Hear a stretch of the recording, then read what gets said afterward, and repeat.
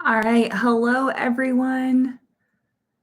I'm sure a lot of you are actually probably studying for APUSH right now because that exam is tomorrow, but I figured I would just hop on and answer some AP Lang questions since I have a little bit of free time. So feel free to ask questions in the chat if you're watching on YouTube and TikTok. I'm trying to handle both platforms at the same time. So let me know if you have any questions about the AP Lang exam, and I'd be happy to answer them because it's only a few days away. Like, luckily, we have the weekend and we have Monday, but the exam is creeping up. So let me know what you're worried about or what you have questions about as far as the exam format, and I would be happy to answer them.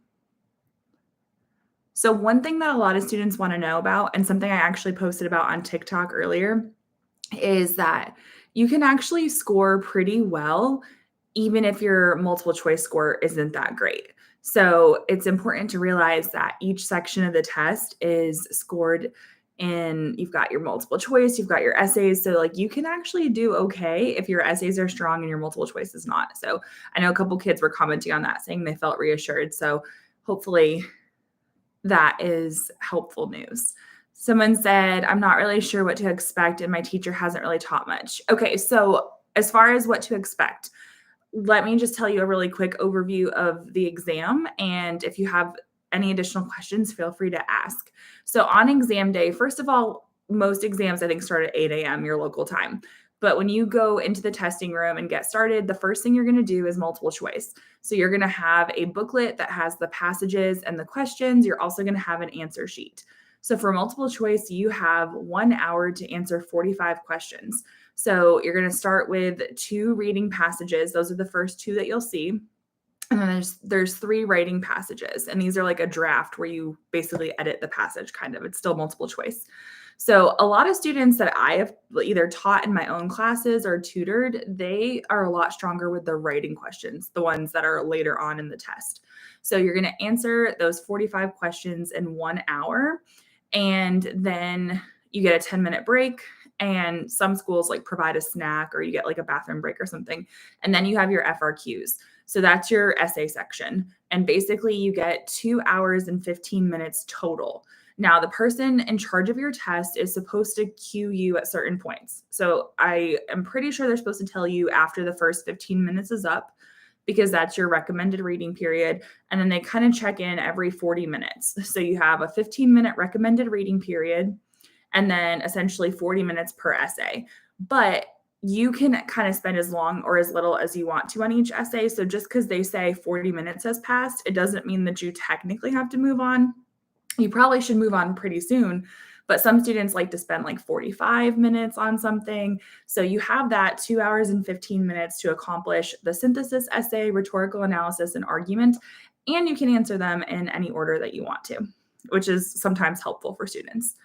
All right, so if you are interested in AP Lang tips, tricks, let me know what you're worried about. Feel free to, someone said it's me, Nicki Minaj. Feel free to ask questions in the chat, and I would be happy to answer them. Tips on multiple, okay, is it multiple choice? Okay, so here's the thing. Multiple choice, yes, multiple choice. Okay, so reading or writing tips. For reading, I find the reading part a lot harder because the first part is like comprehension. So they're going to ask you about like the function of a paragraph or the meaning of certain words in context or the passage as a whole. Some of these questions you can answer more quickly than others. So if you're stressed out or running out of time, even though that's like the first part of the test, then what you might want to do is focus on the questions where it asks you about a specific paragraph or specific line numbers, because those are usually a little easier to answer. If they ask you about something, let's say they say in line 7, don't just read line 7. Read the whole surrounding paragraph, like a line or 2 above it, a line or 2 below it, because sometimes there's a context clue around it. So that would be sometimes very helpful. If you are running out of time, prioritize those questions that you can answer quickly and give your best guess on the ones about like the whole passage. Um, for answer choices, they usually have like 2 throwaway answers that are like definitely not the answer. Sometimes one of the answer choices will be something that's like said in the passage, but it's not actually answering the question, or like it was said somewhere else or something like that. So usually you can narrow it down to 2, and this is where students get really kind of stressed out because I've had a lot of kids tell me like I always choose the wrong one, and that was me as a student too. I would like talk myself out of an answer, or I would tell myself like I always get it wrong, so then I would try to do the opposite thing and it was still wrong. So if that's you, let me know in the comments. So basically, if you have 2 answer choices that kind of sound good, choose the one that is more specific. Make sure it fits the passage though. That's something to keep in mind. So that would be some reading tips for the multiple choice. If you guys want writing tips, let me know and I can tell you those as well. I actually just made a video over on YouTube for the writing multiple choice because I think those are easier. And if you've taken the ACT or the SAT, some of the questions that you might have done on ACT English or SAT writing and language are kind of similar to the AP Lang stuff. Not the ones where it's like you have to choose between like a comma and a dash or something like that, but the ones where they ask you a question like, the writer wants to add a sentence here. Should they do so? Yes or no? That type of questions on the AP Lang test. And my students tell me those are so much easier. But the problem is it's the last 3 passages. So if you take the test in order and you take too long on the reading part, then you can run out of time. So I actually have a couple students who told me they're going to start with the writing questions because that's their strength. And I totally support that because I think it might help their score. So definitely check out that video or ask questions in the chat and I'll be happy to answer them. Let's see. So I'm on both TikTok and YouTube. So I'm going to try to go back and forth between the questions. So let's see. So someone said, how do I get sophistication for rhetorical analysis? So there is one thing to remember about sophistication. Obviously, it's super rare, but you want to be consistently sophisticated throughout the whole thing. Like it can't just be one sentence that's really good. It has to be like thought throughout the whole process. So here are a couple quick tips for rhetorical analysis sophistication. And even if you don't earn the point for this, it'll still help your commentary. One thing you could consider is, and I would only do this once throughout the essay, not in each body paragraph. If you're analyzing the choice they make and why they make that choice for that audience on that occasion, you could also ask yourself, like, why did they not make a separate choice? And so let me try to give you a quick example of this. I do have a video about it on my YouTube channel. So if you type in like Coach Hall writes rhetorical analysis sophistication, it probably will pop up. But if you're familiar with the prompt, it's Abigail Adams' letter to her son, John Quincy. So he was like a teenager at the time. He was not yet president. Basically, long story short, he went on a trip to France with his dad. He didn't want to go. She told him he should, and kind of like a little conflict there. Just kind of like an I told you so moment by Abigail. So basically, like she gives him this metaphor of like a river and how it gets farther from its source and it gets stronger. And it's supposed to kind of be like him, the traveler going far away from home and getting stronger in like knowledge and experience. She could have just come right out and said, I told you so. And, you're going to be better because of this experience, but she doesn't. And so when we get to that part in the letter, I ask my students, well, why does she go through this whole metaphor? Why doesn't she just say it straight out? And my students are like, well, he wouldn't have been receptive to that because he didn't want to go in the first place. And then she would have come across as a nagging parent. So you can analyze what choice they make. You would still want to analyze the metaphor in this case and explain what she's comparing and why she's making that comparison. But then you could, to deepen your analysis, talk about why she doesn't just come right out and say what she wants to say and why she has to use that metaphor. So that would be one thing, is like analyzing not only what they do, but what they don't do. But I would use that one selectively. I feel like there's certain prompts that it works for. Other tips for rhetorical analysis sophistication would be to situate the issue in a broader context. So especially if you're really good at like history and it's a historical passage, you might know background information that's not in the passage or prompt. You could put that in your intro or your conclusion, but don't put too much in there that you lose sight of the actual task itself. So that would be one thing. Sophistication, you can also have a really strong, vivid writing style. A lot of students who are really good at creative writing tend to do well with this as far as their description. But even if you're not really into creative writing, just think about your punctuation and using like colons and dashes effectively. Think about adding adverbs and adjectives. So instead of saying like she asserts or she argues, maybe you could say like she boldly argues or something like that, or she, I don't know, patriotically argues. If you add in adverbs and adjectives, that makes your writing stronger as well. So not guaranteed to get you the sophistication point, but it can help. All right, let's see. So if you have questions, if you're just joining in either on YouTube or TikTok, then please feel free to ask them in the chat and I will do my best to get to them. Where can we find multiple choice practice? Okay, so the best place is AP Classroom, but as a student, your teacher has to assign it. So I would ask your teacher if they're willing to assign you some more practice questions, but let's talk about other resources. So free resources, Marco Learning has a free practice test. It's pretty good. I've used it with some of my tutoring students and basically like as a resource, like, hey, try this one out. And you just type in your email and you have access to it. Also, a paid resource would be Tim Freitas from the Garden of English has the Ultimate Review Packet, which he's a good friend of mine. We're actually doing a study session together the night before the exam over on a website called Light Hall. So feel free to reach out to me over on Instagram if you want that info so you can sign up for that. It's totally free. But his Ultimate Review Packet, he has multiple choice tests in there as well.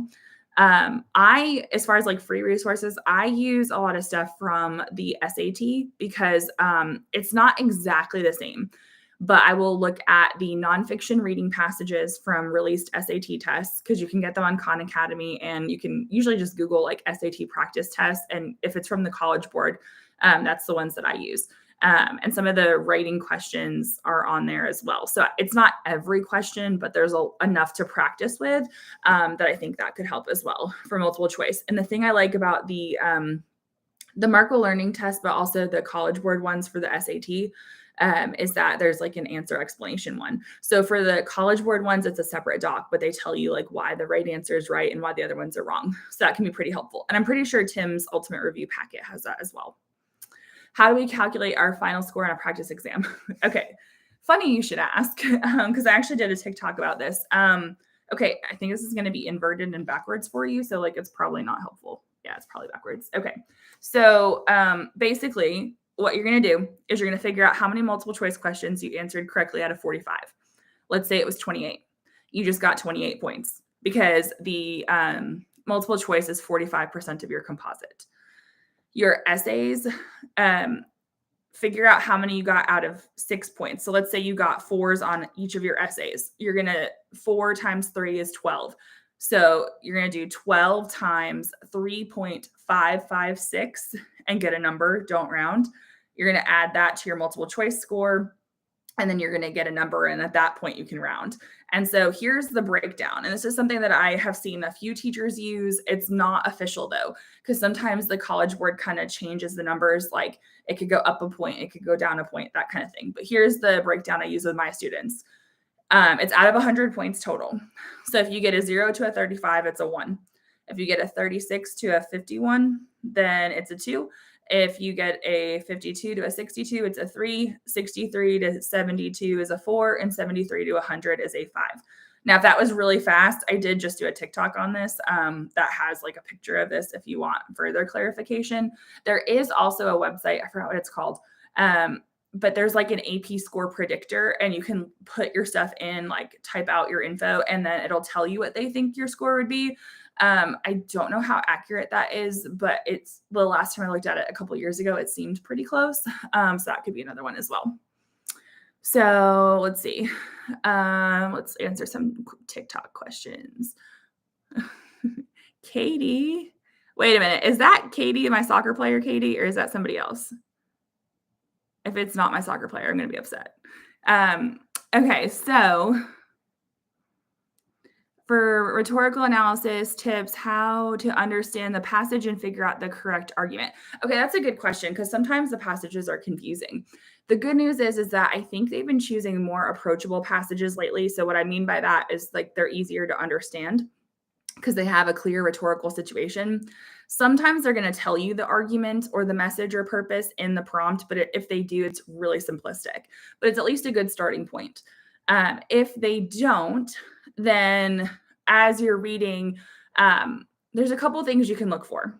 So, one thing to look for would be like, are they repeating certain words or concepts a lot? So, I'm thinking of like Madeleine Albright's commencement speech.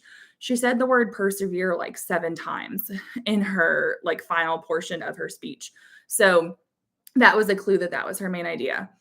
So start by asking yourself, like, what is the topic? Like, what is the person talking about? How do they feel about this topic? And then you can kind of work your way to be more specific about the argument there. So that would be like one thing to think about is just like, okay, first of all, what are they talking about? And then like, what are they saying about that? Like, are they for it? Are they against it? That kind of thing. Let's see. Advice for rhetorical analysis commentary. Oh, I could talk about that all day. I love rhetorical analysis. It's my favorite essay to teach. So the biggest mistake I saw last year as an AP Lang reader for rhetorical analysis was that the students who had like a 3 out of 6, but it was like almost a 4, the thing that made them not get a 4 was that they would analyze a choice and they would tell us kind of like why the writer did it, but they never connected it to the message, purpose, or argument. So, like, I'm going to be really simplistic here, but it was kind of like, okay, the person they contrasted this and this.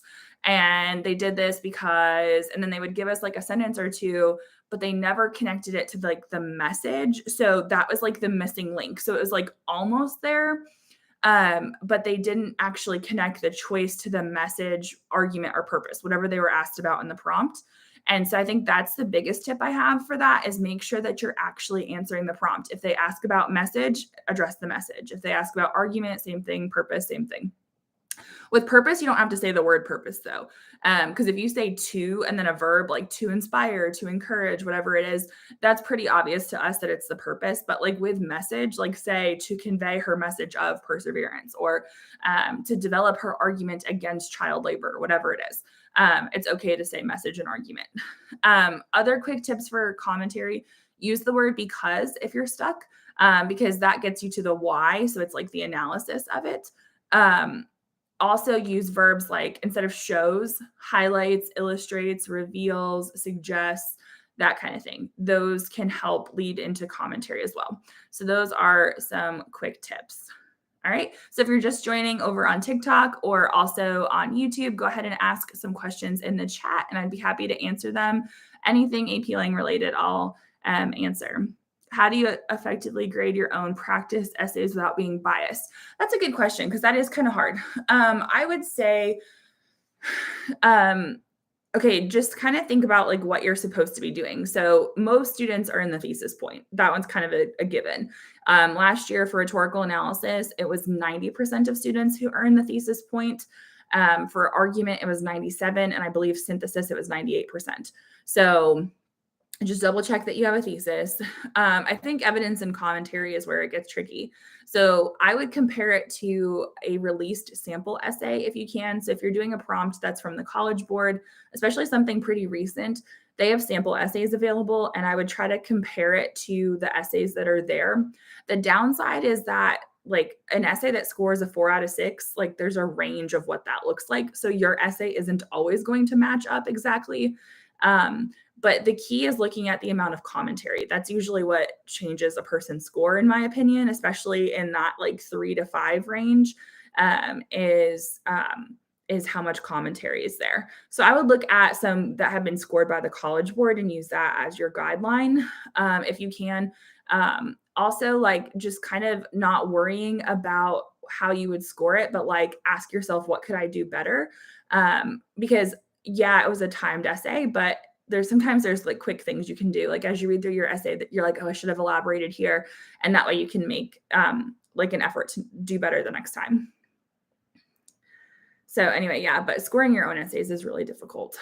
But there are some sample essays out there. If you haven't seen them, like if for whatever reason your teacher has never shown you the College Board sample essays, they're publicly available and they're usually really helpful. The more recent ones, they have like the scoring commentary in a separate document, but that tells like why it got the score that it did. All right, so what other questions can I answer for you?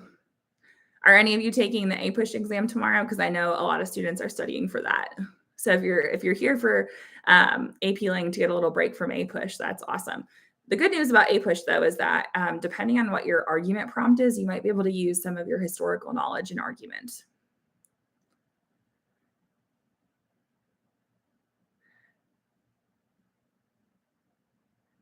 All right, so let's talk about some ways to save time on the exam, and I'll answer more questions as they come in. So, first of all, okay, time saving tips. Number one, do not write a long intro. You really just need a thesis. I like to see a couple sentences plus a thesis if possible, but do not write a whole super long intro because some kids think it's going to help with the sophistication point, and honestly, it's rare that it does. So, short intro, you do not need a conclusion. It can be helpful to have one, but you don't need one. And then as far as body paragraphs go, two is fine. If you want to do three, that's fine. But honestly, most of my students do two body paragraphs because we're looking for quality, not quantity. So you really want to develop your ideas. And sometimes that means you only have time for two. Can you describe and not name the device? Yes, actually, that's better to do that. So instead of calling it like, let me think of one, anaphora, which is like a special type of repetition where you repeat the beginning of clauses, just say repeats or just describe what they're doing. Like they repeat the beginning of successive phrases or something. Even that's still a little bit weird to say, but whatever. So if you don't know the name for it, just tell us what they're doing. Verbs like acknowledges, justifies, flatters, criticizes, like those all count as choices because it's what they're doing. So you don't need to know fancy names. In fact, like reading essays with fancy rhetorical device names that are like Latin or Greek names is actually kind of confusing and distracting. So like you don't need those. Just like write with strong verbs. All right. So, what other questions can I answer about AP Lang? That was a good question, though. We talked a little bit about rhetorical analysis. Is Barron's harder than the actual test? I think so, a little bit, honestly. So, I had a student a couple years ago, maybe it was last year, who used the Barron's book, and she was really upset because her multiple choice scores were not matching up to what she had done in class. Like she had done the practice test on Barron's and she had done some stuff in class, and she's like, they don't match up. And I'm scoring worse on Barron's. And then we like went over it, and I felt like the questions were harder and the answer choices were not as like clear, or not that they weren't as clear, but and I'm not trying to bash Barron's in any way. But if I use multiple choice, or if I recommend a multiple choice to students, I either choose stuff from the College Board and AP Classroom or the Marco Learning free one that you just enter your email, I believe, and they send it to you. I don't use a test prep book. And also, if you're interested in multiple choice, Tim Freitas from the Garden of English has an ultimate review packet, and there's multiple choice in there. But I prefer the stuff that's created by like Marco Learning, Garden of English for multiple choice, as opposed to the test prep books. Just my preference. Um, any advice on analyzing sources for the essay with a lot of sources? Yes. Okay. So the synthesis essay, that one I think is the most time consuming. So first of all, just some general tips. Sometimes students want to know, like, what do I do if it's a really long source and it's going to take too much time? Um, so if you find yourself in a position where you have to skim, then maybe read the first paragraph. If it's a long source, look at the topic sentences of the rest of the paragraphs and read the last paragraph. That'll at least tell you what you need to know about it to decide if you want to use that source or not. And if you want to use it, then you can go back in and read more closely. If you look at a source and you're like, I do not know what this is about, I don't understand it, then move on. Don't try to, because they're going to give you 6 to 8 sources and you only need to cite 3 different sources. I tell my students to usually cite 4 just in case, but 3 is the minimum. If you're given a visual text at the beginning, so a visual text can be like a photo, a chart, sometimes a comic strip, anything like that, anything that's not writing. sometimes those are really hard to understand why they're significant or like how you could use it if it's like source A or source B. So sometimes it's actually better to skip over those if they're really early on in the packet and then go through the rest of the sources and then go back to the picture, because then chances are you'll be able to connect the visual text to something else. So if you open it up and source A is a photo and you're like, I don't know what to do with this, just come back to it. But for photos specifically, like look at what they show in the picture. So like in, what was it, 2019, there was a prompt about wind farms. And a lot of students probably have never seen a wind farm and didn't ever think about why they matter, because I know I didn't, so I'm a grown up. But you could look at the picture and you're like, okay, I see mountains and they're kind of blocked off by these wind farms. You can't really see them in the distance. So that might be something to think about. There's all these turbines here, so they need a lot of land and a lot of space, and they're really big. So you can make all these observations from the photo. When you go read the sources, you realize those are factors to consider. So just something to think about with the visual text. So yeah, also look for relationships between the sources. So try to figure out like when you read a source, does it match up with any of the others? And by match up, I mean like, does it contradict another source? Like, can you use a counterclaim and rebuttal kind of thing? Are they talking about the same topic?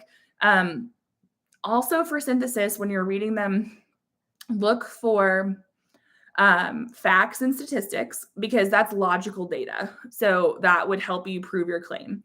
So pay attention to if the source is using facts or statistics. Also look for examples, because some prompts have had like, here's an example of when it worked well, and here's an example of when it flopped. And so you could use those examples and that would support your argument as well. So those are just some things to consider for synthesis. All right, I see more questions coming in, and thank you for the hearts over on TikTok. All right, let me answer a couple of questions from YouTube really quickly, because I'm trying to be on both platforms. Do you always need a pre-write? That's a good question. I recommend that you outline, but when I tell my students to outline, I mean something really simplistic. I want them to think about what their thesis is, but they can like shorthand it or bullet point it. They don't have to write like the whole thesis. And I want them to come up with their main ideas. So that way they know like what they're trying to prove. And obviously that's kind of tied to the thesis. For synthesis, I tell them, have your thesis or like your position, figure out your main ideas, whether it's 2 or 3, and figure out which sources go with that main idea. That way you can make sure it's almost like a checklist to make sure you have at least 3 sources. But beyond that, my students then go to writing. Like some of them will outline a little bit more. It's kind of like a personal thing. Like I don't make them do it a certain way. I basically show them how I would do it, and then I let them kind of come up with their own. But I do think pre-writing helps. And I say this because a couple years ago, I did a mock exam with my students. Actually, I've done it twice. And both times I've planned my RA essay, rhetorical analysis, and I went into the argument one without a plan. And both times I struggled with my argument essay because I didn't have a plan. So I think a quick plan can work, but you don't want it to like counterproductive. But sometimes students will get writer's block, or they'll like forget what they were going to talk about, or they'll just like get stuck. And then like an outline would have helped, to be honest. If I die doing the test, do I still have to take it? There's something, I don't know if this is true, but I heard, this is not like AP related, but I heard somewhere someone said like there's one college where it's like in their thing where if someone like passes away, then no one has to take the final test or something. I don't know if that's true, but that's just a joke that reminds me of that. But please survive your AP test. You'll feel better when it's over. It's a long, like 3 hours and 15 minutes, but you'll do great. What do you suggest us to do to prep for the exam? Do you believe videos can help? Well, shameless plug here, but I have a ton of content over on YouTube and also on TikTok. On YouTube, it's organized by playlists. On TikTok, I haven't figured that part out yet. Sorry. Also, I have a lot more current videos too that I'm trying to put up, and I'm trying to do stuff like this. But yeah, I think videos can help, and not just mine. I work really closely with Tim Freitas from the Garden of English. He and I are actually doing a live study session together the night before the exam over on Light Hall. I think I put that in the description on YouTube. If you're on YouTube watching, you can click that. Totally free. But I think both his videos and mine can be very helpful. He does a much fancier setup. He has like a green screen and all that. Like I just do a slideshow. But the information I think is still valuable. So I would definitely say that if you're trying to prepare, videos can help. If you're wanting to practice multiple choice, there's some free options out there. If you haven't written an essay recently in class, I would do a timed write over the weekend. Choose a prompt that's pretty current, like let's say 2017 to 2021, and do that. Or you might even do 2 prompts back to back if you're worried about like pacing. I have my students do that at one of our study sessions. They have to go, they get like 85 minutes, and I give them a Q2 rhetorical analysis and Q3, and they have to write 2 essays in that time, just to get used to exam stuff. So I really do think those are some things to do. And then if you're worried about the argument essay, just kind of brush up on general knowledge, that like stuff you already know.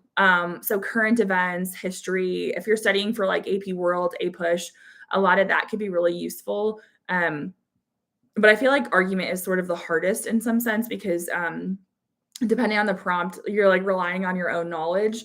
And so I don't know, to me, it's the hardest. I think it's the hardest.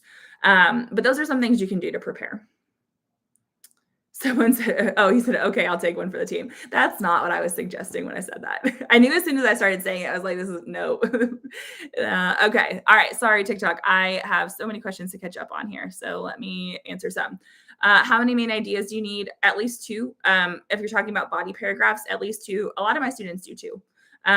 But you can do 3 as well. Just some people think like if I do 3, my essay is better if I have 3 body paragraphs, but that's not the case because if you underdevelop your body paragraphs, then you're not helping yourself. So 2 body paragraphs is totally fine. I typically do 2 main ideas and a paragraph for each. Yeah, that's perfect. That's what a lot of my students do, to be honest. Is AP Lit harder than Lang? What does the AP Lit test look like? Good question. I personally think it's a little bit harder. I like that most juniors, if like most schools offer AP Lang to juniors and AP Lit to seniors. I know there's some exceptions, but in Lang, you focus on nonfiction and you kind of learn how to write. In Lit, you focus on poetry, short fiction, and novels. For some students, they love it. For other students, it's not their cup of tea. I think there's a lot of factors. Do you like poetry? Do you like novels? Do you like the teacher that teaches AP Lit? Do you need the college credit? Is there another option? All things to consider. So just FYI, I love teaching Lang. I could teach Lit. I would probably not want to. It's not my cup of tea. I like the nonfiction better, but I'm also kind of an atypical English teacher because a lot of the books that other English teachers love to teach, I just don't like it. So I'm very much like a nonfiction person, I guess. Let's see. What other questions do we have? What scores do you have to get on the essays to get a 3 or above? Okay, so here's like if you want a 3 on the exam, here's what I recommend. Okay, so out of 45 questions on the multiple choice, you want to get about half right, let's say. So we're shooting for like 23 out of 45, and then 4s on the essay, and that should be a low 3. I recently posted, I think it was yesterday, a TikTok where I talk about the breakdown of how they do scores. This is unofficial though. But if you're trying to get a 3, you should be aiming for a 4 out of 6 on your essays. And so there's different factors there, but like you do not need to do stellar on the multiple choice. You want to be about 55 to 60% if you can, and then 4 out of 6 on your essays. And that should be enough for a 3. What order should we write the essays in? Great question. It depends. Most students start out with synthesis because it's the hardest one, I think, or not. No, strike that. Not the hardest one, the most time consuming. I don't think it's the hardest. And I don't think it's the hardest because you have the sources there. I think argument's harder because you don't have sources. So most students start with synthesis because it is the most time consuming. I like rhetorical analysis, so I would do that next, and I would save argument for last because for me, that's the one that I could spend the least amount of time on and probably still get the same score if I was like a high school student. If you are like rhetorical analysis is my weakest, then you might consider doing synthesis, argument, rhetorical analysis. You can do them in any order. I would say play to your strengths. And also consider, do you need 40 minutes? Or do you need like 45? So I tell my students for the 15-minute reading period, try to spend 10 minutes on synthesis, reading and annotating, planning their essay, whatever they got to do. Then the next 40 minutes, should be writing the synthesis essay. And then they should spend about 5 to 10 minutes reading the rhetorical analysis passage and annotating, planning, whatever, and then 35 to 40 minutes writing it, because most of my students need at least 40 minutes for that one. Some people, when they know it really well, they can write the essay faster. My students, when they know it really well, it takes like 45 minutes and not 40 for some reason. And then whatever time is remaining, whether it's 35 minutes, 40 minutes, then spend that on your argument. But if you have different strengths, then structure it that way. Think of it this way. It's basically a numbers game. So you're trying to earn as many points as possible. So you got to figure, okay, how can I do that? Some students like to get there on exam day and then just look at the prompts, and because they're like, okay, I'm pretty equal at all of them. And they'll look at the prompts, and the one that they like the least, they'll put last. And I think that's a fair option as well. So it really just depends on what works for you.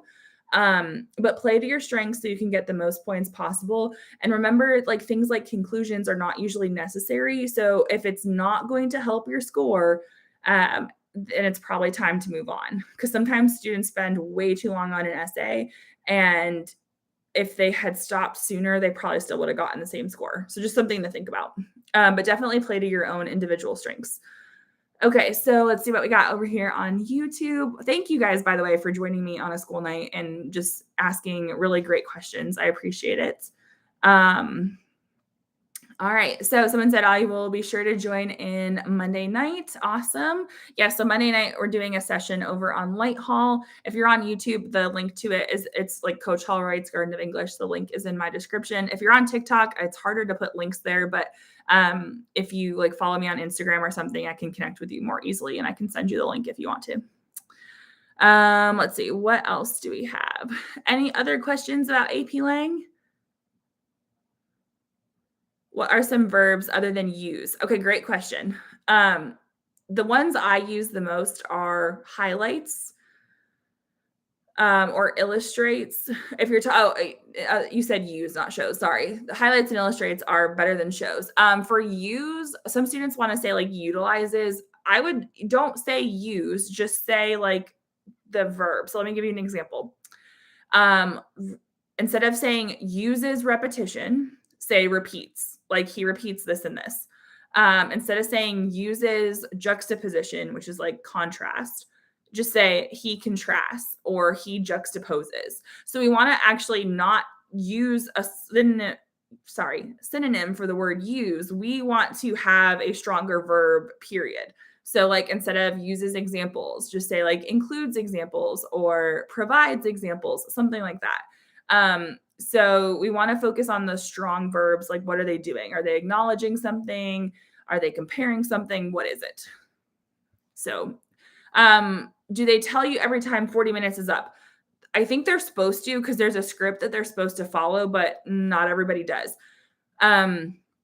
There's supposed to be a clock in your exam room. My students actually went out, not all of them, but some of them bought, we have a Walmart in our town. I live in rural Arkansas, so like the fact that there's a Walmart is kind of a big deal. And so Walmart has like kids watches for like $5.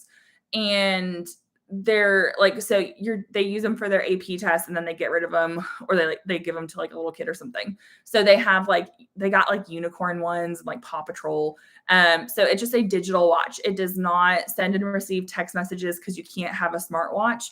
But they have their own watch that way in case the clock is not visible, which at our school, they do a good job of like having the clock where everyone can see it. But they like to have their own watch. So they are supposed to tell you at certain points, they're supposed to tell you when your 15-minute recommended reading period is up, and then they're supposed to do like 40-minute check-ins. And then I think it's either 20 minutes or 10 minutes. I want to say 10. But if they somehow don't do that, then you're kind of at a disadvantage. So I would maybe consider getting your own cheap like kids digital watch or something to keep track of your own time. Or if you can see the clock in the testing room, I would literally write down your start time for each thing that you're doing. So if you're starting your essay, write down the start time and write down the time you want to finish. That way you can keep track of and not have to be doing all this like mental math all the time. So just something to think about, because if you can kind of plan a game plan in advance, you want to know how quickly you should be working. So anyway, for the argument essay, Do we have to use more than one chores or could we use like history? Okay. So for those who don't know, chores stands for current events, history, outside knowledge, reading, experience, and science. It's an acronym for different categories in argument. So I have seen some students do like all history and it's worked fine. So the thing you want to ask yourself is what evidence do I have that's the most convincing? What can I write about the most specifically? And if it is argument, then, or sorry, not argument, if it is history, then go for it. I do think sometimes it helps to kind of have like a balance of like, here's a paragraph with historical examples, and then maybe you connect it to like current events, or maybe you connect it to personal experience, or sometimes it'll be like, here are some scientific examples, and here are some pop culture examples. Regardless of how you're doing it, there has to be a reason. So you want to think about like chronological order. You want to think about subject area. How can you put the evidence in a logical way? But I had a student of mine ask me that question for an essay they did a while ago, and he's like, "Look, the only thing I can come up with is history," and I was like, "Go for it." He wrote a great essay because he knew some really good historical examples. So he put them in a logical order, but it was all historical evidence. Does not matter. There's no rule against it. It just wants you to have specific evidence. He did. So yeah, if you like in the same regard, like in theory, you could write all personal experience. Is that what we necessarily want you to do? Nah, maybe not. But if that's what's most convincing, go for it. It's your exam. So just, I think there's like a lot of like we need to remember that it is a rough draft. So what you might do if you had 2 weeks to write the essay versus 40 minutes, they're going to be different things. So it's a rough draft. Just include the specific evidence that you can. For argument essays, is using I and addressing the reader as you all right. We would prefer you don't. You can use I for personal experience. So don't say like in this essay, I'm going to talk about. Just tell us what you're going to talk about. But you can write about personal experience. In fact, I have a video on YouTube about how to write about personal experience. So if you want to check that out, I would love that. But let me give you a couple quick tips. It needs to be meaningful personal experience. It should not be something that's trivial. So meaningful would mean that it contributed to personal growth or there was some kind of adversity there. It has to be something that's significant and you want to convey that. So you can write about yourself if needed, but don't address the reader like you. If you mean people in general, say people, society, individuals, one, as in like someone, that all works, but don't address the reader. The only time I could see you addressing the reader is if you're doing some kind of call to action in like your conclusion or something. But even then, it's not necessarily the reader that you're trying to address, but are you addressing like parents, educators, businesses, politicians, things like that. So just kind of keep that in mind because that's something that just like English teachers are going to be grading these, like they're trained readers, but like it's always kind of like something that makes us cringe a little bit when we see you. I struggle with finding evidence for rhetorical analysis. Okay, so once you figure out like what your main idea is, you want to figure out the best quote for that and choose something relatively short that you can work into a sentence of your own, or you can paraphrase. I like to see at least one quote. If you're going to do paraphrasing in your paragraph, I like to see at least one quote. But look for the best evidence. So if you're saying that the writer is comparing something, okay, so pull out snippets of that. So like choose a short quote that you can work into a sentence of your own. We don't want to just drop a quote in our essay. That's really jarring for your reader. Let's see. Can you explain the synthesis essay? Yes. So a synthesis essay is kind of like a mini research paper. You're given 6 to 8 sources. In the past couple of years, I believe they've been favoring 6 sources. So you need to read and annotate the sources, annotate sparingly. You don't need to do a ton of annotations, but figure out what each source is about. If it's something you don't understand, go ahead and skip it. You might have a visual text. You should get at least 1, maybe 2. That would include a photo, a chart, a cartoon. So basically, those are somewhat easier because you don't have to read anything, but they're also a little harder to work into your essay. So after you read and annotate, and you want to read a little bit quickly, you want to kind of figure out what is my position. So what's my thesis? what are my main ideas and which sources can I use to prove those main ideas. And so the sources in a synthesis essay support your main ideas. You are not summarizing the sources. So you need to come up with your main ideas and then use the sources as evidence. And for that, you want to favor logical evidence, facts, statistics, examples of like positives or negatives, an interview with somebody who's an expert, a study. Remember that like they're going to be using logical evidence in their sources. So like kind of look for how they're supporting their claims and you do that. But if you want more information on synthesis essays, I do have a playlist on my YouTube channel, Coach Hall Writes, where I have different like how-to videos, including how to write a synthesis. So if you want a little bit more info about that, those videos are there as well. Do you have any tips for the writing section of the multiple choice? Yes. In fact, I just posted a video on YouTube with some tips about like transition words, combining sentences, adding and deleting sentences. So if you go to my YouTube channel, it should be one of like my most recent videos because I uploaded it this weekend. So things you want to focus on because you're here now. I don't want to just be like, go to my YouTube channel. But if you want more explanations, it is there. Transitions. So we want to think about which word best fits. Sometimes it's transitioning within a paragraph, and sometimes it's like between paragraphs. Like sometimes they might have you revise the topic sentence. So if that's the case, you want to think like, what is the main idea of the paragraph before and the new main idea of the paragraph that we're going to, and then like, what's the relationship there? So with transition words, think about the relationship. Is it an example? Is it additionally? That kind of thing. One quick tip that hopefully will prove helpful is, so I was doing some practice with my students, and one of the words that came up that students knew, but like, they were like, we know what it is, but we can't define it off the top of our head is subsequently, which means like after. And that was the like, kind of like this, then this kind of thing.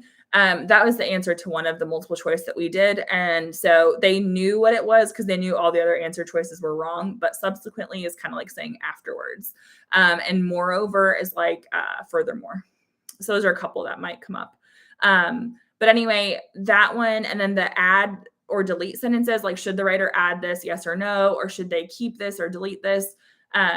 Ask yourself, like, what is the value of the sentence? So try to answer that question, like, should they keep it, yes or no, and why, before you actually look at your answer choices. Because usually if you think like, oh, yes, they should, because it's a definition, if you're able to figure that out, it's usually an answer choice. And then you're not like bogged down with all the nitty gritty of the answer choices there. So if we add a sentence, it has to be valuable. So is it providing facts? Is it supporting a claim? Is it a definition? If not, like if it's a tangent or if it's repeating something that's already been said, then don't add it. Same with like the keep or delete. It's the same concept. It has to be valuable to stay. So those are some for the writing multiple choice.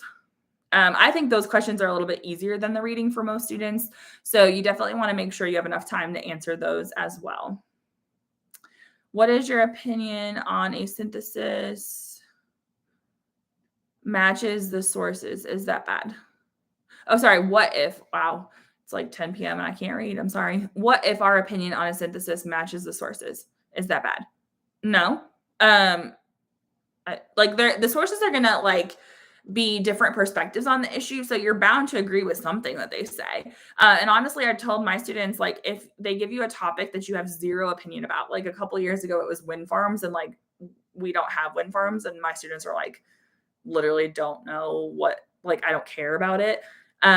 Go to the sources and look for the most compelling arguments there. And that way you can decide what you want to argue. So if it's a topic that you're like, I have zero background in this, just look at the sources and figure out which one you agree with. So you do want the sources to back up your claim, not necessarily an opinion, but a claim. And so because of that, yeah, it's totally fine if they agree with you because you're putting forward a claim and you need evidence. Now, if it's a topic that you know about, like last year it was about cursive, sometimes you can add in your own commentary and personal experience in a meaningful way. Don't lose sight of the task. You still need 3 sources, but sometimes if it's a topic that you know about well, then you can incorporate your own experiences as well. All right. So what other questions can I answer? So we got TikTok and we got YouTube. So feel free to comment in the chat. If you're over on TikTok and you found this helpful, feel free to like send some hearts or something. If you're on YouTube, I don't know what you can do on YouTube. I guess just like it or something. But let me know what I can help you with. Because the exam's like, I think someone said in the chat, like 5 days away. So we got Friday, Saturday, Sunday, Monday. So we got a little bit of time to like cram for sure. And also, I know some of you have probably heard me say this already, but on Monday, I'm doing a review session with Tim Freitas from the Garden of English. So it's just like this, except it'll be me and him answering a bunch of questions as well. And I'm going to try to go live on TikTok and YouTube. I can't promise daily, but at least a couple more times before the exam, just so that you can get your questions answered. Because like the night before, it's fun for us to answer all these questions and get to interact with students, but sometimes it's harder to get your question answered because there's like a lot more things going on in the chat. So these are other opportunities to get questions answered. Thank you for the hearts over on TikTok. All right, so what else can I help you with? Any other questions about AP Lang? I'm surprised no one's asked about rhetorical choices yet. Like which ones are most common? Is it possible to run out of paper? That's a good question. And if so, what happens? So they try to give you enough paper that you don't. And I've never had one of my own students run out of paper. If you do, there's like directions for like your AP coordinator on what they're supposed to do, but there's a way for them to add paper to your booklet or something. So I'm pretty sure the paper is double-sided. They changed the format of the exam booklet a little bit because it used to be a box and you'd write like Q1 in it. And now it's like a bubble thing. Like you bubble in Q1, Q2, Q3, whichever one you're answering. So if it is double-sided, write double-sided if you can. Make sure you have a pen that won't bleed through, but the paper usually is pretty good. If it's not, then just make sure you're using your page space effectively. But let's say you end an essay like on like the first half of the page, it's over. Don't start your next essay on that bottom half of the page. Start on a clean page. But I think they give you enough paper. Like I'm sure that they figure some students, especially with like a lot to say or large handwriting, would take like 4 or 5 pages per essay. So they give you that. And they also know that some students need like scratch paper and stuff, or they might like scratch something out and start over. So they give you plenty of paper, but there is something in the handbook for like AP coordinators. If you run out of paper, you like raise your hand and you ask for more, and there's like a process for it. So I haven't had it happen to a student yet, but just know there is protocol. Is it okay to write in the margins? Absolutely. So as an AP reader, we do read those. So if you like add a little caret kind of thing and write really small above it, we read that. If you write in the margins and there's like an arrow, even if it's like sideways, we read that. I've had some students do like a little asterisk and they'll say like go to the end, and then like you go to the end of the essay, there's another asterisk, and then it's like a whole more paragraph like there. I've had some students like write stuff out of order. So they like wrote like it would say like 2, 1, 3 because they wanted you to switch 2 sentences around. So they like numbered the sentences. So arrows, comments in the margin, asterisks, we read it all. If you cross it out, we won't read it. But we try to read your paper the way that you intend it to be read. So any little like if you do write something, any little like tips as far as how you want us to navigate that is helpful. So like arrows, especially, really helpful. Marco Learning, why are you so amazing? Well, thank you. If you guys haven't checked out Marco Learning, they were the ones I was talking about earlier that have a free practice test that's for multiple choice. Really good. Well, they have other questions too, but I love their multiple choice. So if you guys need to study multiple choice, go to their website and get that one because they have some good testing materials. And they're doing review sessions as well. So definitely check that out. In fact, like I think Marco Learning and I should team up at some point. Let's see. Now that you mentioned rhetorical choices, can we talk about the most common ones? Yes. Okay, so most common ones. I would say examples, sometimes anecdotes, but examples. And when there's examples, sometimes it's like one major example. Sometimes it's like 3 or 4 smaller examples. So if it's smaller examples that are grouped together, think about like what they all have in common. And sometimes think about the order that they put those examples in. Other choices, comparison and contrast are pretty common. Repetition's common, but the problem with repetition is that sometimes students don't really know what to say. Like they know that a word or phrase has been repeated, but then like their analysis is just like it's for emphasis. So sometimes we might notice rhetorical choices, but we might not write about them. So for instance, I'm doing this week, my students are doing a prompt and there's like 2 allusions in it. And one student was like, yeah, I know she's alluding to something, but I don't know what she's alluding to, like, because they weren't familiar with it. And they're like, so we don't write about this, right? And I'm like, yes. So you found a choice, but like it was one sentence. So it would be really hard to incorporate that meaningfully. So sometimes you see stuff that you don't end up writing about.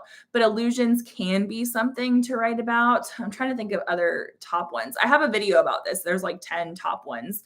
A lot of students want to write about appeals like logos, ethos, and pathos. I don't recommend focusing your whole paragraph on logos, ethos, or pathos, but you could write about the choice that creates the appeal. So if it's logical, then think about something like, why is it logical? Is it because they're including facts or statistics? If so, write about the fact that they're including facts or statistics and talk about how it's logical. For emotion, like pathos, talk about which emotion. Usually it's because of the word choice or detail. Those are choices. And all passages have word choice and tone. So that's kind of like a default if you're really stuck. And then ethos, if we're talking about credibility, it's usually a lot of like pronoun use. Like they might use a lot of I, talking about themselves. They might tell like a personal anecdote or something like that. So that would be something as well. And I do have a YouTube video about that, about how to write about the appeals. So if you are the type of person who likes to do a paragraph about logos, ethos, and pathos, then I would really encourage you to check out that video because I give you some alternative approaches that might help you score better. So if you type in like Coach Hall writes rhetorical appeals on YouTube, it should pop up. All right. Ooh, Marker Learning said yes. All right. So maybe we can collab sometime. How do you do effective commentary in the synthesis? Okay. So here are some things to think about with synthesis. So we want to think about like the big picture. Why does the issue we're talking about matter? How does it help or harm like people, the community, society, the environment, whatever the topic is? So questions to ask yourself: why does it matter?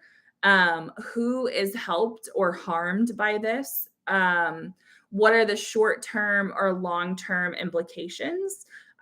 Those are all things that can like kind of be brought up in the sources perhaps, but it's also things that you can do to extend your thinking for commentary. And then commentary, the word because is really helpful. So it gets you to the why. So if you're like really stuck, write a sentence, add because, and finish that sentence.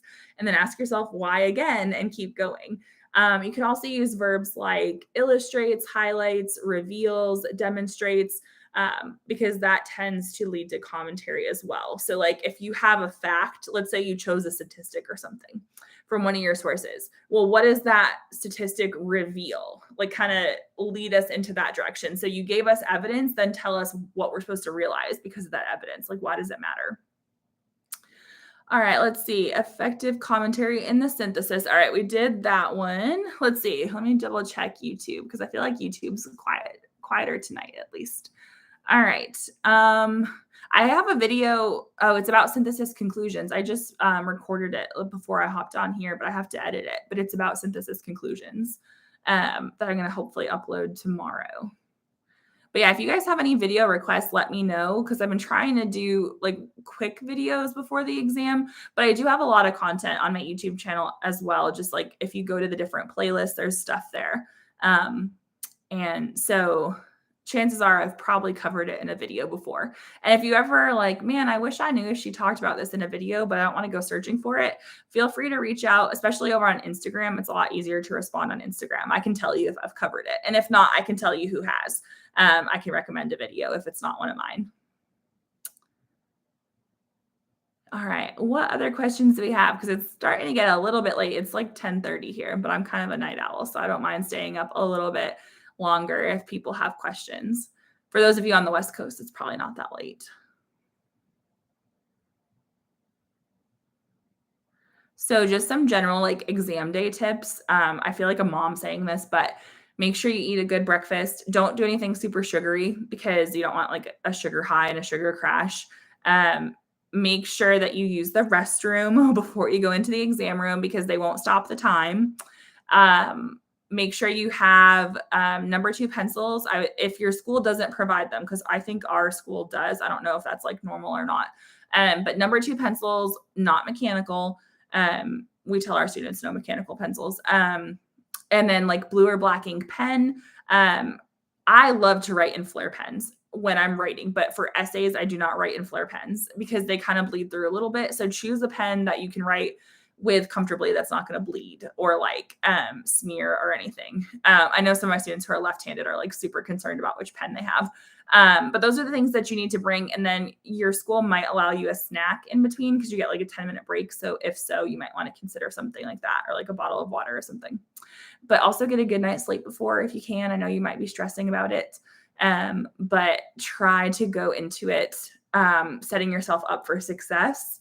And also realize that as much as it, like, I appreciate you coming and like trying to ask questions and stuff and cramming for the exam, there comes a point where you kind of got to say, like, I'm ready, I'm going to do this, and really think positively about it because negative self-talk is really detrimental. So don't get defeated. Even if you're starting the multiple choice and the first passage is super hard, it does not mean that the rest of the test is going to be hard.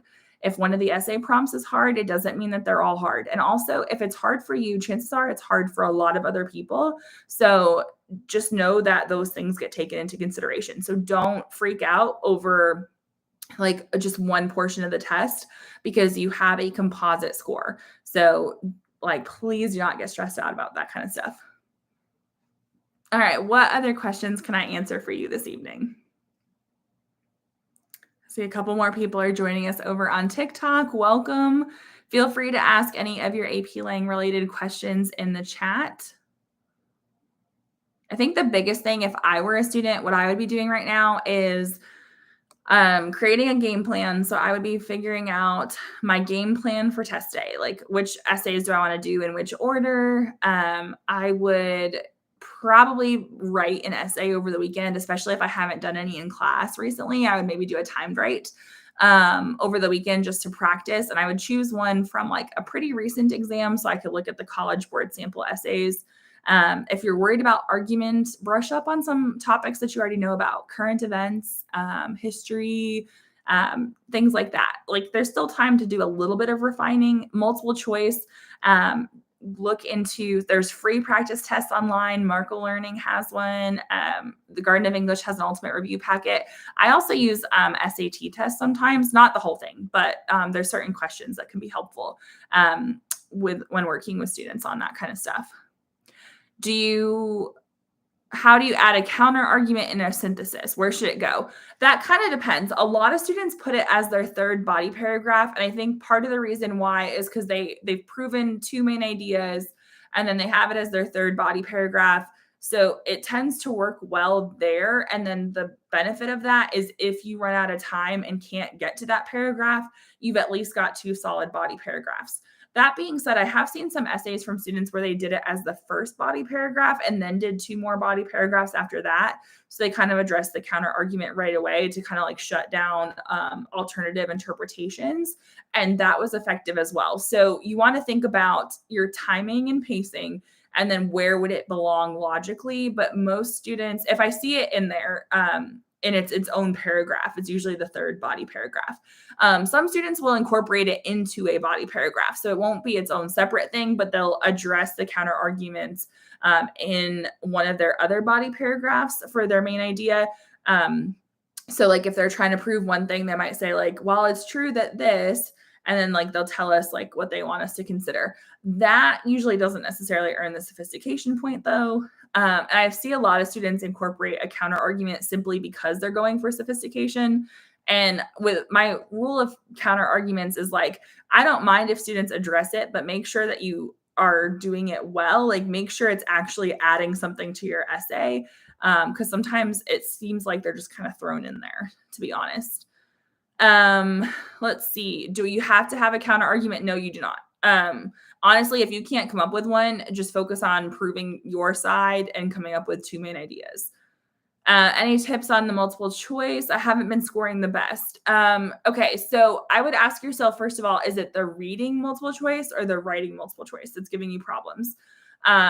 I have a video that I put out earlier this week, maybe this weekend, about writing multiple choice. I feel like that's the one where students tend to do better because those are the ones about like transition words and adding and deleting sentences. So those are ones that I feel like are more concrete as far as like studying for.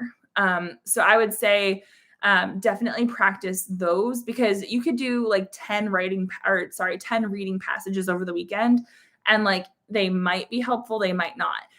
If you're going to do a practice test, try to find one that has answer explanations. So if you get something wrong, you can see why. Because if it just has an answer key and no explanation, it's usually not super helpful.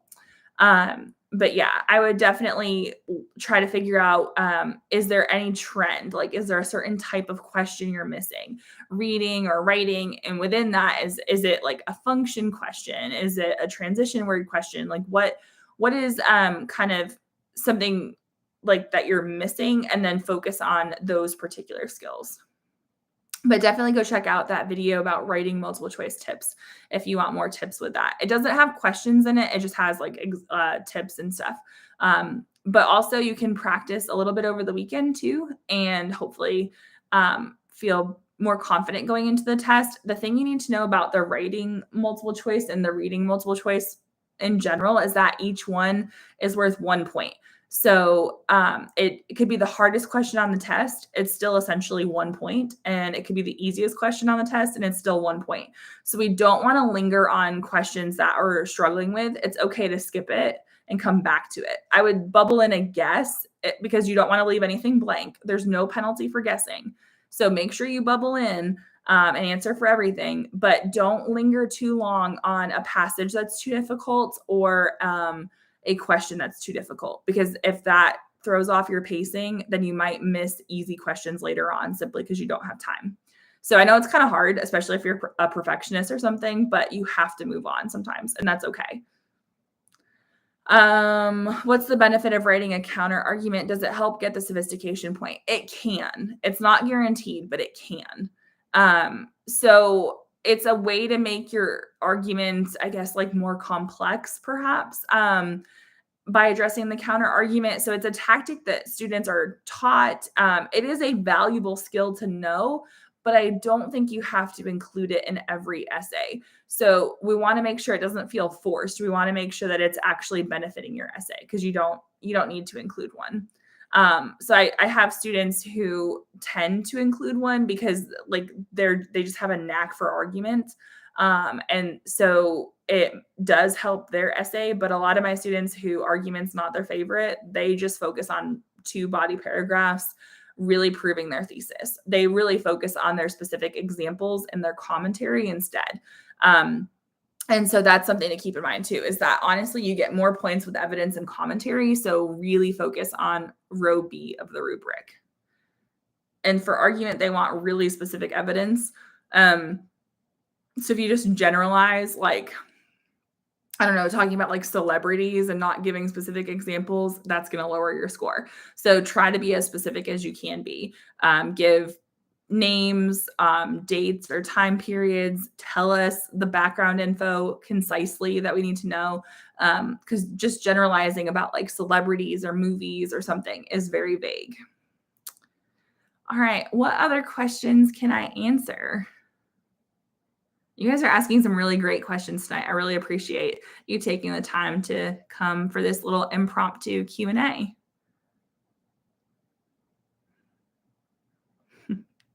This is always like the hard part of live, is like waiting for questions to come in.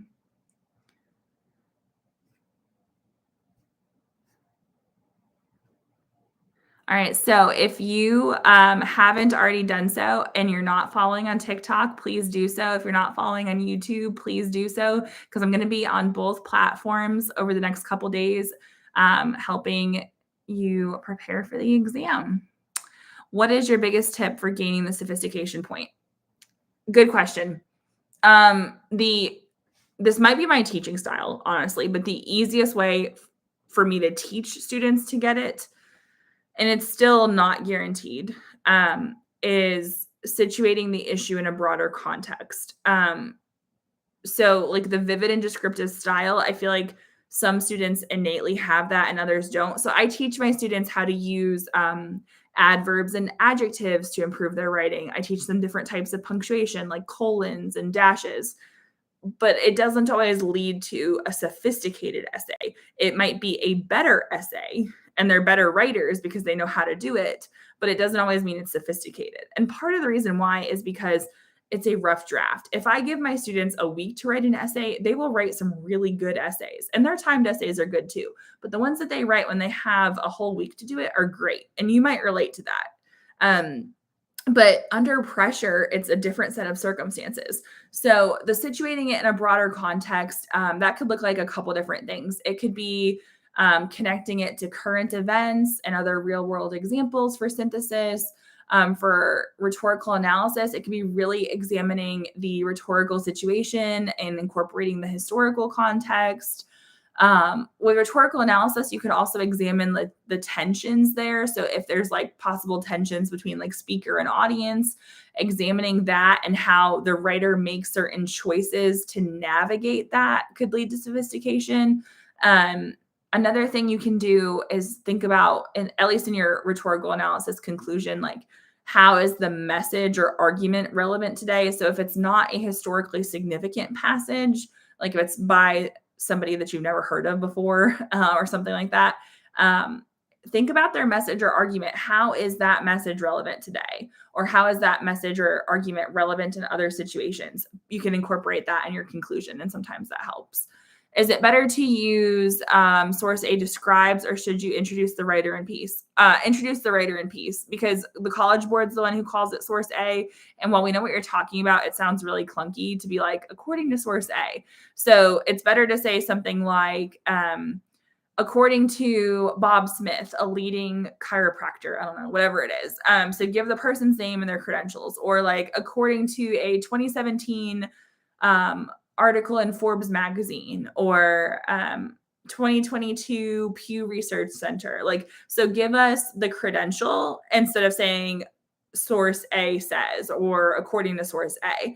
But when you do that, still add a parenthetical citation at the end. So a parenthetical citation is when you put the source in parentheses at the end of the sentence. It stands out to your reader more. It's kind of like APA and MLA citations. But also like, let's say source A cites the Pew Research Center, okay? But like a different person wrote the article. It's harder for people to realize that you're citing a source if you don't put like source A at the end of the sentence. So don't lead into it with source A, but do include that at the end. So yeah, use the writer in piece if you can. And it doesn't really take up too much time, but it does add, I think, like a little bit of credibility to it, and it helps the flow of your synthesis essay. Have you ever had a good writer not do so well on the essay and exam? Yes. I've had both situations happen. I've had kids that like I would have thought, man, they'll get a 4 or a 5, get a 3. But I've also, and this sounds bad, but I've had kids who I'm like, yeah, they're probably going to get a 2. And they got like a 4. So it goes either way. I think for a lot of my students, it comes down to the writing. And sometimes good writers can overthink things, or good writers can run out of time. Like I had a student in 2020 who, that was the year we had like the one rhetorical analysis essay because of COVID. She wrote fantastic essays, but for whatever reason on her exam, she wrote an intro, a body paragraph, and half of a second body paragraph, and that was it. And when she was able to contact me after the exam and we were able to talk about it, she was like, the one thing I remembered, because I was running out of time, is you said to make sure you have a thesis and at least one really good body paragraph. And she said, I poured what I had into that body paragraph because I knew I was running out of time. And she said, I started a second and it didn't work. And she ended up getting a 3, which I think probably means that she got a 4 out of 6 on the essay. And we were able to see our students' essays that year. And like, I would have given it a 4 out of 6 because she really did connect the rhetorical choice to the rhetorical situation in that paragraph. But it was not the quality that she demonstrated all year. And she was upset. Like she was mad at herself and like mad at the circumstances, But at the same time, she realized like, hey, this isn't totally indicative of who I am as a student or a person. It was like literally one test. So that's something to think about too. But yes, I have had students score much higher than I thought. I have had students score lower than I thought. And most of the time I can usually predict it, but I do like good day, bad day. Like on a good day, the student will get this, and on a bad day, they'll get this. Because sometimes it really does depend. Obviously, we want everyone to have a good day. So yeah. So, but that's not to like scare you or anything. It's just because most of my students are pretty consistent. How they perform throughout the year is how they do on the test. So yeah, it's all about like knowing what to do, like understanding the expectations and just really pacing yourself. The thing that sometimes messes kids up is that they spend too long on any one thing. So yeah, that's kind of tricky. All right. Any other questions?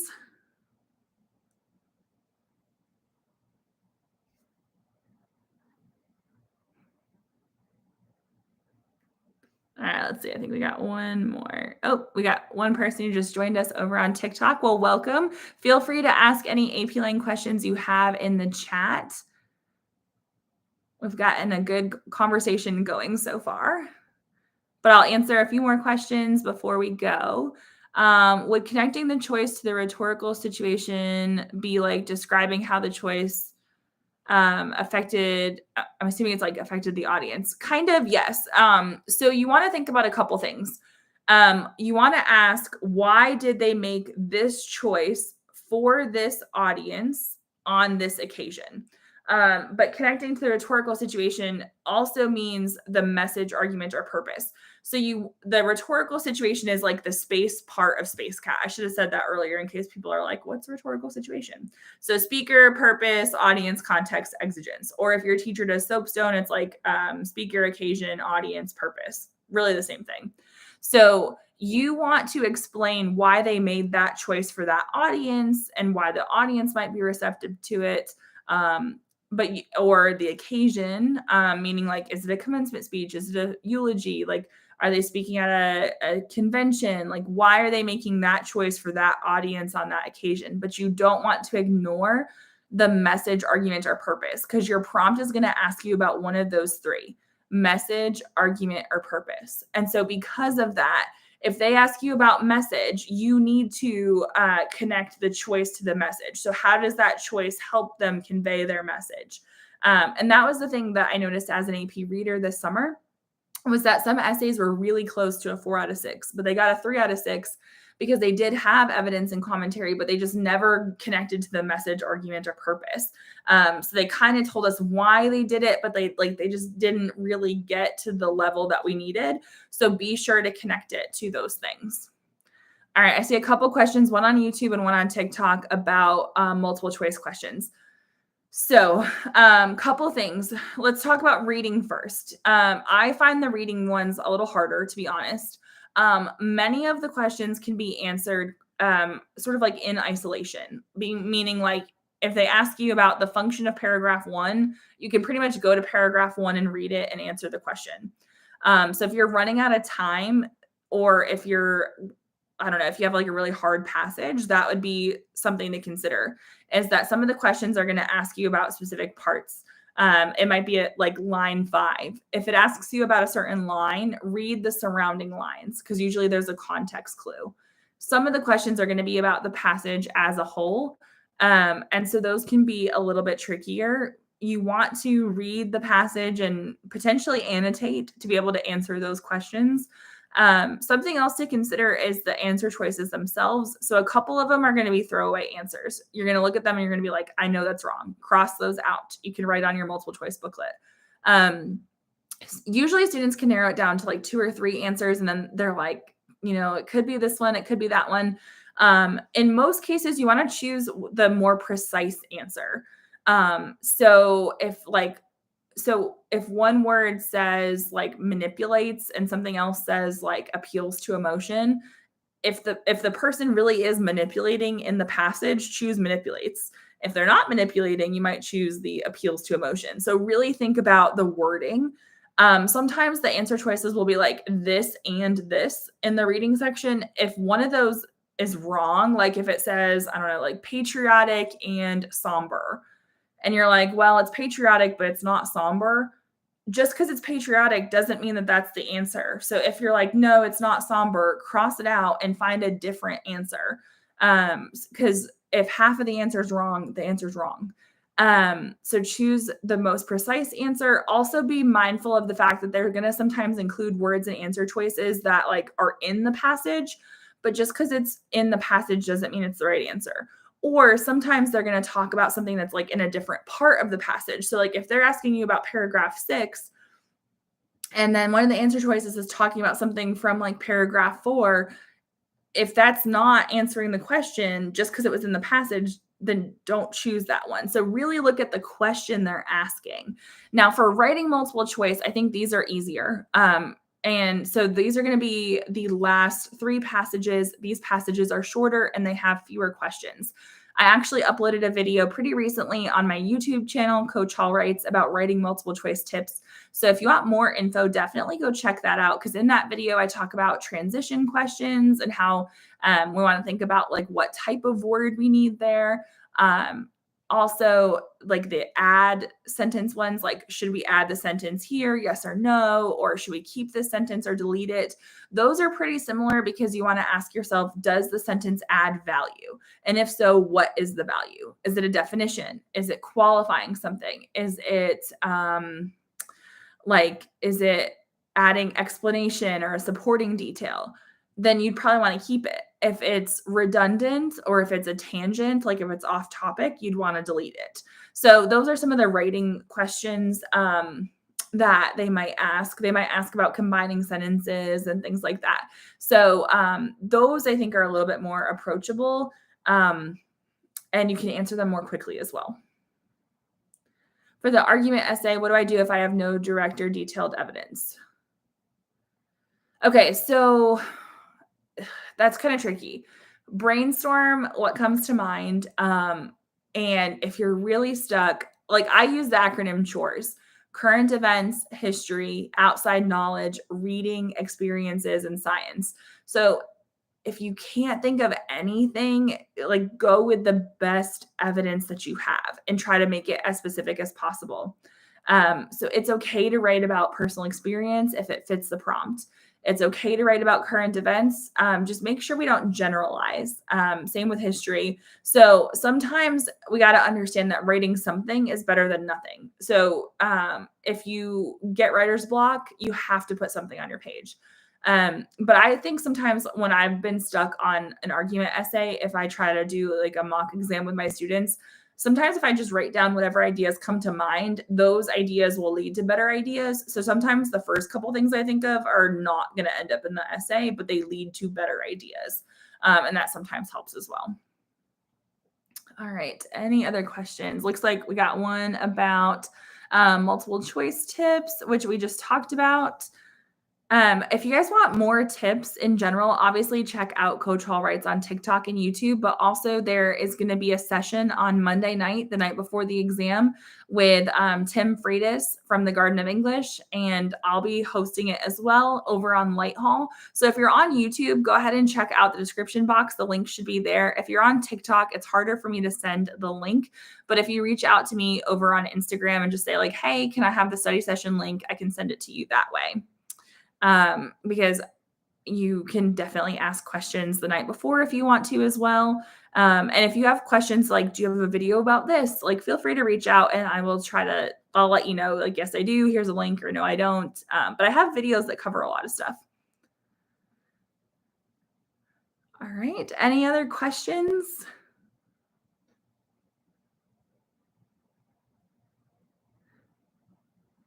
The good news is you still have a few days to prepare in different ways. Thank you for everything. Well, thank you. All right. If there's no more questions, then I'm going to go ahead and like close out of the live on both YouTube and TikTok. But if you think of something that you really wanted to ask and you just didn't have a chance, feel free to, if you're on TikTok, post a comment on one of my videos. I do my best to answer as many comments as I can. You're so welcome for helping. So feel free to reach out, or Instagram is a little easier as well. And I try to respond to comments over on YouTube as well. So feel free to reach out and ask questions. I'll also be going live. I don't know when exactly because it kind of depends on when I have a chance, but I will hopefully be going live over the next couple days, like definitely on the weekend, and then Monday night for sure. Before the test, I'll be going live doing the Q&A on Light Hall with Tim Friedis. That one's totally free, so definitely check it out. And I'll be live on TikTok and YouTube the night before the exam as well, just to answer any last minute questions because I know those tend to creep up. So anyway, thank you so much for taking time out of your evening. Best of luck if you're taking the APUSH exam tomorrow. And yeah, I hope this was helpful. If it was, if you're over on TikTok, feel free to send some likes. If you're on YouTube, feel free to hit that thumbs up button. Oh, you're so welcome. And I hope to see you in an upcoming live soon. But yeah, definitely reach out if you have questions and have a good night. Bye.